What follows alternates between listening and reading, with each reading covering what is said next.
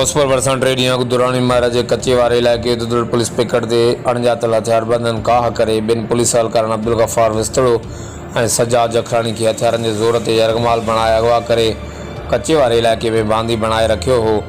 अगवाकार टोले पारां ॿिन्ही मुग़वी एहलकारनि जी वीडियो वायरल करे छॾी हुई।